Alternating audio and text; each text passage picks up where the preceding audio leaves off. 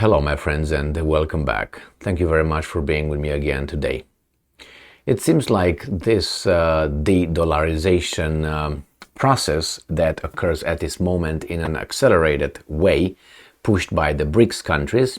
I think they realize who their helper is. Gets some traction in the US and British or Western media in general. Little traction. That means they become worried a little bit. They should have become worried before, but it seems like the decisions made by the BRICS countries, and not only, to ditch dollar or create their own currency and dealing with one another in their economic transactions, will greatly affect the dollar, which these guys cannot afford allowing. That's one point. I have two articles ready, one from BBC, if you can believe that one, and the other one from Sputnik.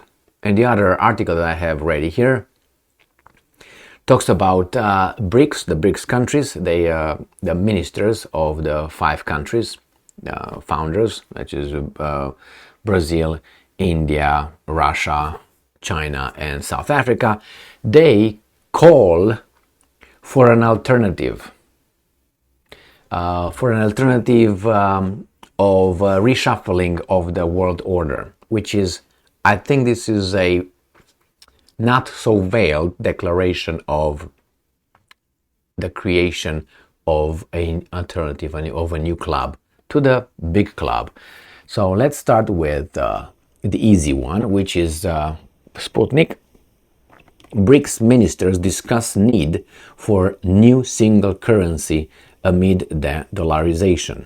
So these are the prime minister, the foreign ministers of India, Russia, South Africa, Brazil, and China. A whole array of countries, including Iran, Venezuela, and Saudi Arabia, have already signaled an interest in joining BRICS, which currently comprises Brazil, Russia, India, China, and South Africa.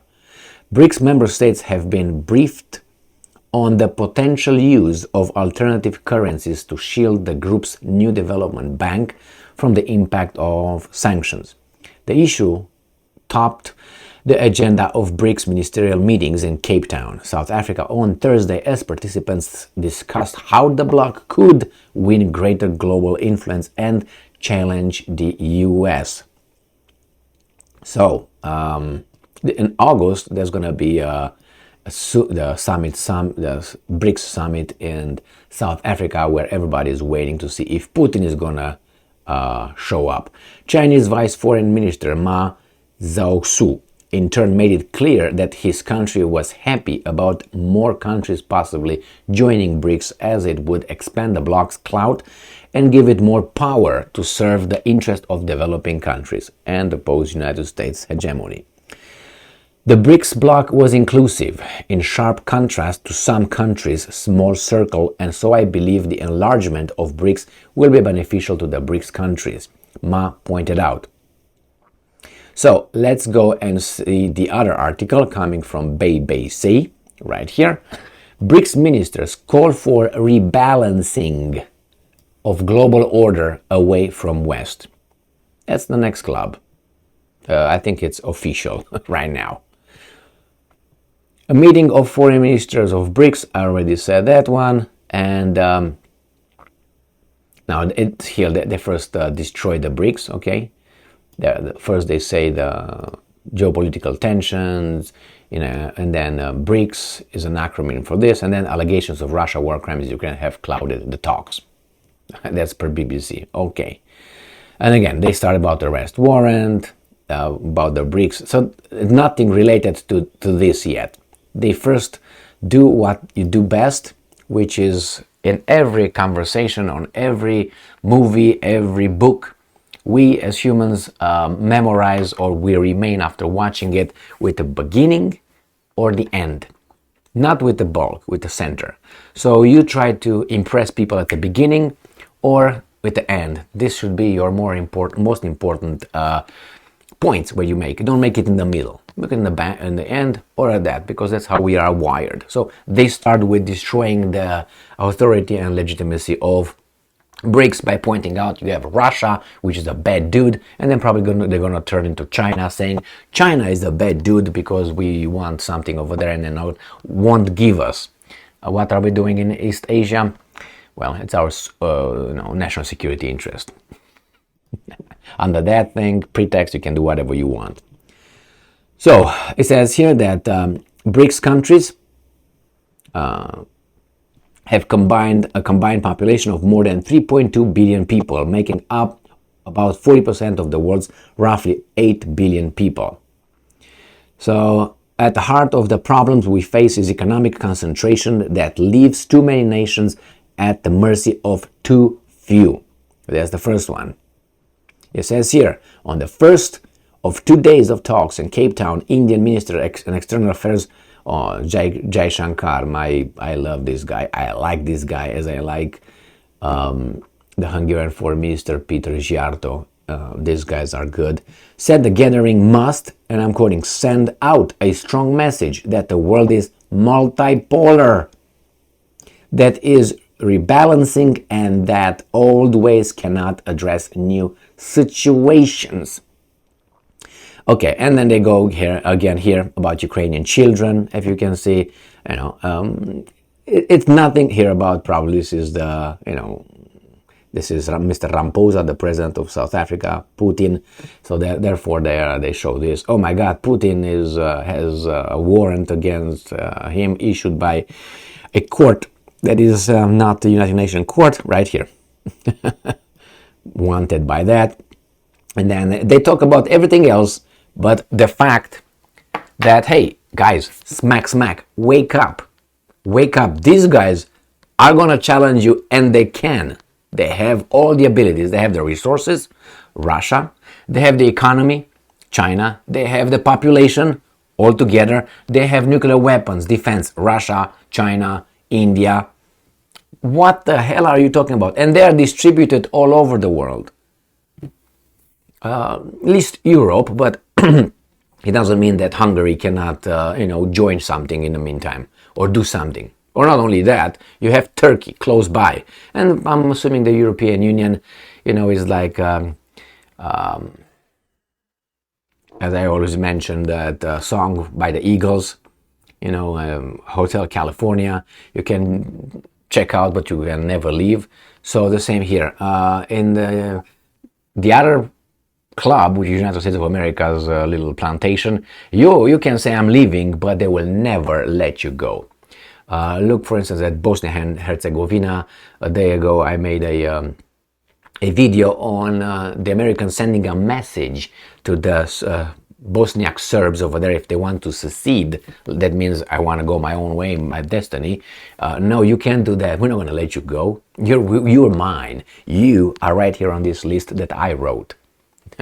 You want to leave, but you're not going to leave. They send some bombers flying very low over Bosnia and Herzegovina. What does that mean? That's a provocation. That's a threat. That is an intimidation. We're going to bomb you. Remember 1999? That's exactly the message was sent. But I don't think the Bosniak Serbs are going to listen to these little whiners. I mean, after all, what do you have on the other side? Diversity, inclusion, and equity, and other kind of hires. I'm not going to go into that here because we are on YouTube. We can't tell the truth. We have to tell the truth in very, very sophisticated, not that sophisticated, but, in a hinting way. And people who know what I'm talking about will enjoy what I say. Otherwise, they will say, what the hell is this guy talking about? He's an idiot. Well, I might be, but that's because you don't get the point, probably. So anyway, they don't get concerned about it too much. They just started mentioning, and then they call it, see all these criminals, they get together, and they're not going to do anything. They can't do this. They are deluded, delusional, as they are in Ukraine. Why? Because they thought that with their little sanctions that they did, with their little military might, the coalition of 40 to 50 countries that fight Russia in Ukraine, Russian ruble is gonna be destroyed in 48 hours. Russian economy will be done in 2-3 weeks. Putin will be overthrown by his own people due to the unrest in the economic unrest in the country, and so on. Nothing happened. Their economy will be destroyed. They cannot sell their oil, gas, and any resources because we are the center of the universe, and without us, you're gonna die. I make this analogy many times, like a girlfriend or a wife leaves you and says, "Well, what are you gonna do without me? You're gonna die." Oh yeah, because there's not a big wide world over there. That's what some narcissistic partners sometimes can do. Without me, you're gonna die. What I don't know, like an employee tells the company, "Without me, if I leave right now, I quit, you're gonna go bankrupt." I have a big pool of people like you that I can hire now or yesterday. Remember, they created a situation that they have that pool, not he or she. That's the problem. So, the same here. Nothing happened with Russia. Again here. They just think they are delusional. They think nothing's gonna happen. We're still gonna be here. They give me the brandy. Are you still that baby doll? Are you still there? Let me get my cigar, my brandy, or whatever I drink, and I'm cool, man. Here in Washington or wherever I am, making global policies. And those guys are working hard. You remember that ASAP? I think that's how you call it in English. ASAP stories. How do you call them? You call them differently. I can't remember the name of that. With hare and the turtle, they make a competition. The hare, the bunny, the rabbit versus the turtle. And in the end, the turtle is the BRICS, and the Americans and everybody else is the hare, and then loses. The same here. They're all relaxed and all, we're going to drink this, we're going to do that because we can do it. And those guys are, and at the end, what's going to happen? They're going to challenge you. And I think Jay Shankar's statement over there is a declaration of the creation of the new club. Well, they told them, they will say, "We told you so." And you didn't listen. Now, that's it. Divorce. Thank you very much for being with me again today. Stay strong, stay smart, look for the truth, and be just.